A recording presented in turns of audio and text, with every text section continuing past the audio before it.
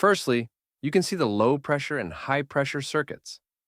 The visualization here represents the low pressure and high pressure sides and shows how the refrigerant circulates inside the system.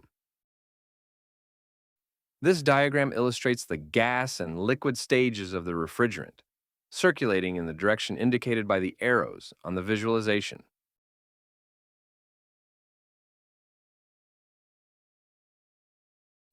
The air ducting scheme displays all flaps arranged in the correct order, as found in a real vehicle. For example, valve V71 controls the airflow flap, and valve V68 controls the temperature flap. You can also see the air distribution to the front footwell outlet, defrost outlet, and dashboard outlet. Next, you can see the control panel, located after the brightness or sun intensity sensor. There are two interactive screens. One screen shows the refrigerant temperature at the inlet and outlet. The second screen is a voltmeter that displays selected parameters of specific components. For example, if the voltmeter is set to G114, which is the control motor potentiometer for the airflow flap,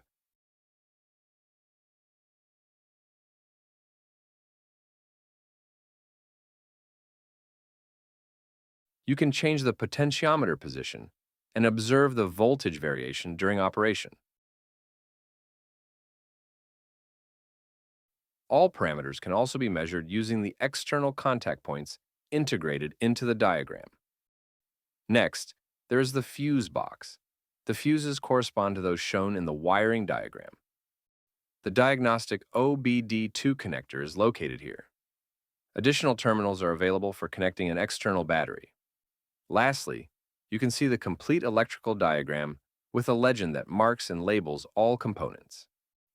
The diagram includes jumpers that can be used to simulate faults or to take measurements using a multimeter or oscilloscope.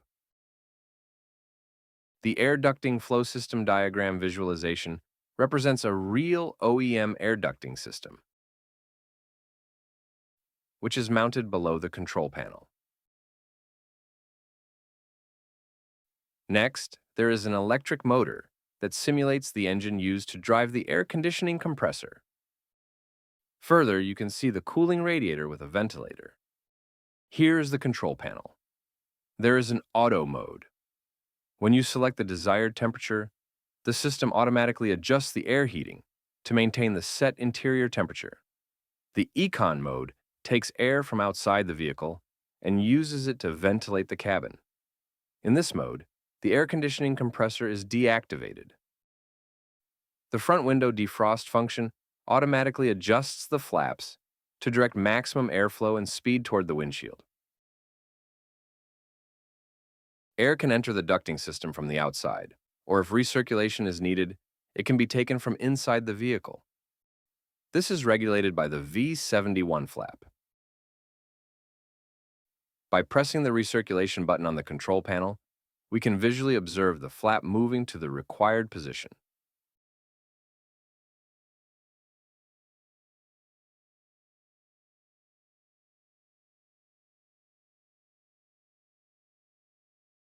In this state, it takes air from inside the vehicle.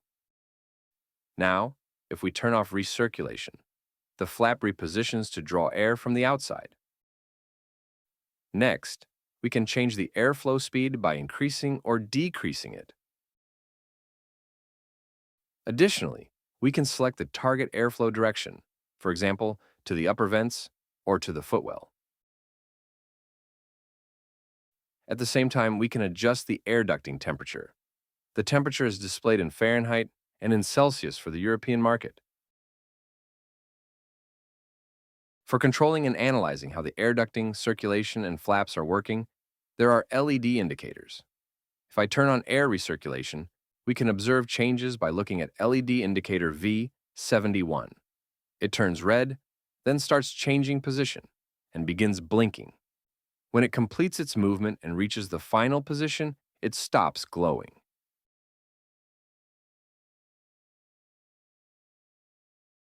Now let's turn off air recirculation. The flap starts moving in the opposite direction from before. The LED glows blue, starts blinking before completing the movement, and stops glowing after the flap closes.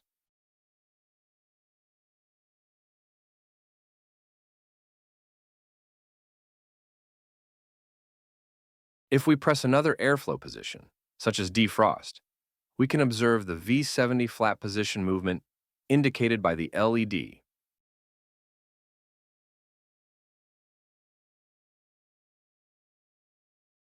Electronic sensors are checking and monitoring the flap positions to ensure accurate alignment for correct operation.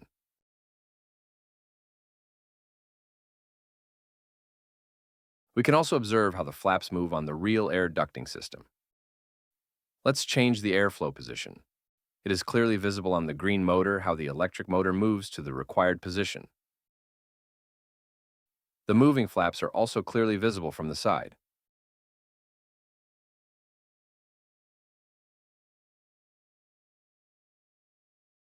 To change the airflow temperature, we observe the pink motor.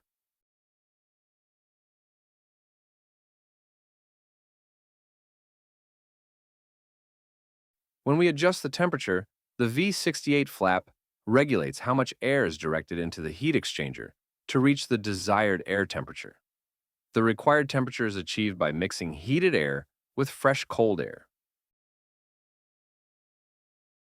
If maximum heat is needed, the air flows only through the heat exchanger. If only cold air is needed, the V68 flap closes completely to prevent heated air from mixing.